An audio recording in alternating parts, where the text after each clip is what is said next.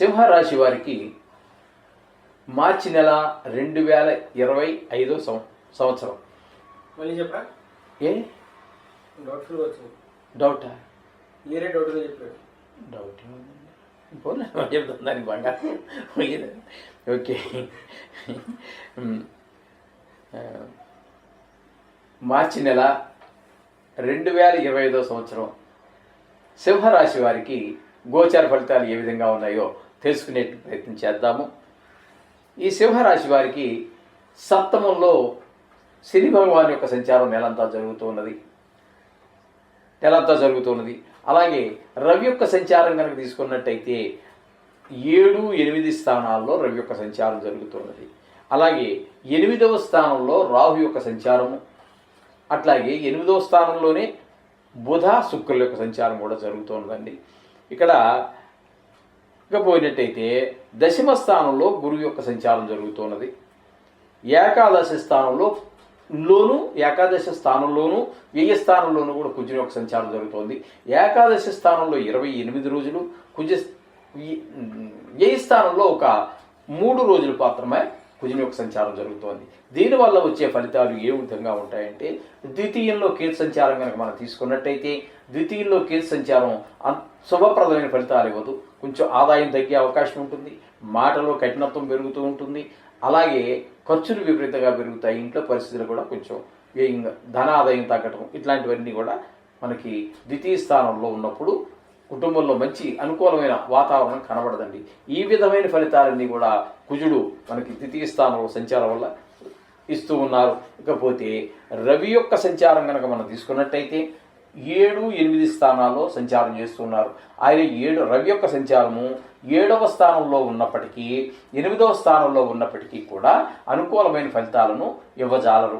7వ స్థానంలో 14 రోజుల్లో కుటుంబంలో భార్యాభర్తల మధ్యన కొంచెం అభిప్రాయ భేదాలు, లేకపోతే ఆవిడ బాగా ఉత్తమ ఇల్లాలు అనుకున్నప్పుడైతే ఆవిడ నోరు మెదపకపోవచ్చు, కానీ మీ అభిప్రాయాలని ఆవిడ ఏకీభవించలేకపోవచ్చు, నోరుతో చెప్పకపోయినప్పటికీ కూడా. ఈ విధమైనటువంటి ఫలితాలన్నీ కూడా 7వ స్థానంలో ఉన్నప్పుడు, లేదా భార్య విషయంలో కొంచెం ఆరోగ్య విషయంలో కొంచెం చికాకులు కలిగే అవకాశం కూడా ఉంటుంది. ఇక 8వ స్థానం దగ్గరికి వచ్చేటప్పటికి అక్కడ మీకు ఏమవుతుందంటే కొన్ని ఈ విధమే అనారోగ్య విషయాలు కొన్ని రావచ్చు. అలాగే పెద్ద దుఃఖమైనటువంటి వార్తలు, దుఃఖాన్ని కలిగించేటువంటి వార్తలు, ఎవరో హఠాన్ మరణాలు, తెలుసున్న వాళ్ళు లేదా చుట్టాలు, దగ్గర వాళ్ళు, ఆప్తులు ఏదో దుర్వార్తలు వినటం, ఇట్లాంటివన్నీ కూడా వినేట అవకాశం ఆ రవి యొక్క సంచారం వల్ల జరుగుతూ ఉన్నది. ఇకపోతే రాహు యొక్క సంచారం కూడా ఇంచుమించుగా అట్లాగే ఉంటుంది. దుర్వార్త వినటము, ఏ పని ముందుకు వెళ్ళకపోవటము, ఇవే కాకుండా ఈ బల్లులు, బొద్దింకలు, విష జంతువులు అంటే కొన్ని తేళ్ళు, జెర్రులు, ఇట్లాంటి వాటి పావులు, ఇట్లాంటి వాటి వల్ల కూడా కొన్ని హామ్ జరగచ్చు. ఇట్లాంటివన్నీ కొంత చికాకు కలగవచ్చు. ఈ విధమైన ఫలితాలన్నీ కూడా రాహు 8వ స్థానం సంచారం వల్ల జరిగే అవకాశం ఉంటుంది. ఇకపోతే బుధుని యొక్క సంచారం 8మంలో మంచి ఫలితాలు ఇచ్చేటువంటి అవకాశం ఉంటుంది.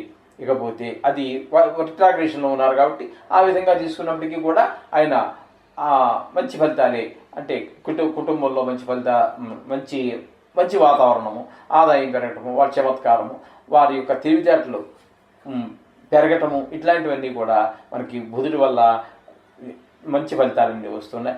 అలాగే శుక్రుని యొక్క సంచారం కూడా చాలా మంచి ఫలితాలన్నీ ఇస్తూ ఉందండి.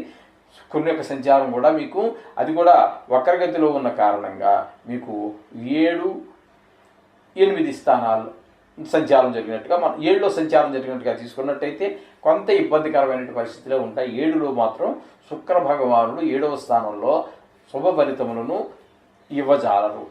అది కూడా కొంచెం భార్యాభర్తల మధ్యన కొంత అవగాహన రాహిత్యము, బాధ్యత రాహిత్యము ఈ విధంగా ఉంటుంది. అలాగే ఈ లలిత కళలను నమ్ముకునేటటువంటి వారికి కొంచెం అనుకూలమైన ఫలితాలు రాకపోవటము, షేర్ మార్కెట్కి సంబంధించి కానీ సుఖాలు పొందటం విషయంలో కానీ కొంచెం ప్రతికూలతలే శుక్రుడి వల్ల కనబడుతూ ఉన్నాయి ఇక్కడ. ఇకపోతే గురువు యొక్క సంచారం దశమ స్థానంలో గురువు యొక్క సంచారం అంత అనుకూలమైనటువంటి ఫలితాలు అయితే ఇవ్వజాలడండి. అయినా అక్కడ ఉద్యోగ విషయంలో ఏవో అనుకోని చికాకులు కలగటం, శ్రమకు తగిన ఫలితం రాకపోవటం, లేకపోతే బాసు మీరు చేసిన దాన్ని ఆయన ప్రశంసించకపోగా కొంచెం మిమ్మల్ని డిసప్పాయింట్ చేయటం, ఈ విధమైన పరిస్థితులన్నీ కూడా మీకు గురువు యొక్క సంచారం వల్ల జరుగుతూ ఉంటాయి. ఇకపోతే ఏకాదశ స్థానంలో కుజుడు యొక్క సంచారం 28 రోజులు, మిగతా 3 రోజులు చిన్న చిన్న విషయంగా వదిలిపెట్టండి. ఈ కుజుని యొక్క సంచారం మాత్రం మీకు అనుకూలమైనటువంటి ఫలితాలని మీకు ఇక్కడ ఇస్తూ ఉన్నారు. కాబట్టి ఇక్కడ మీకు సింహరాశి వారికి శుక్రుని యొక్క ఫలితము బాగుంది, అట్లాగే కుజుని యొక్క 11వ స్థాన సంచారం వల్ల మంచి ఫలితాలు వస్తూ ఉన్నాయి. ఇకపోతే 2 గ్రహాల అనుకూలత మాత్రమే ఇక్కడ మనకి స్పష్టంగా గోచరిస్తూ ఉందండి. అందుచేత ఈ రాశి వారు కొంచెం జాగ్రత్తగా ఉండటం మంచిది. మీరు ఖచ్చితంగా నవగ్రహ జపాలని శ్లోకాలు ఏవో రోజు చేసుకోండి. వీలుంటే నవగ్రహాలు ఉన్నటువంటి గుడికి వెళ్ళండి, రోజు 9 ప్రదర్శనలు చేయండి, లేదా అవకాశం లేదు ఇంటి దగ్గరే చేసుకోండి. దాని గురించి మీరు అంతగా పెద్దగా దీని గురించి భయపడాల్సినటువంటి పరిస్థితి ఏమి కాదు. ఇది జాతక ఫలితాలు కాదు, ఇవి గోచార ఫలితాలే. జాతక ఫలితాలకి అనుసంధానం చేసుకుంటే తెలుస్తుంది. మా దగ్గర కూడా జాతకం రాసే అవకాశం ఉంది, లేదా నిష్ణాతులు ఎవరి దగ్గర కూడా రాయించుకోవచ్చు అని తప్పు లేదు. అలా చేసుకుని దానికి అనుసంధానం చేసుకుంటే మంచి ఫలితాలు వస్తాయి. శుభం భూయాత్.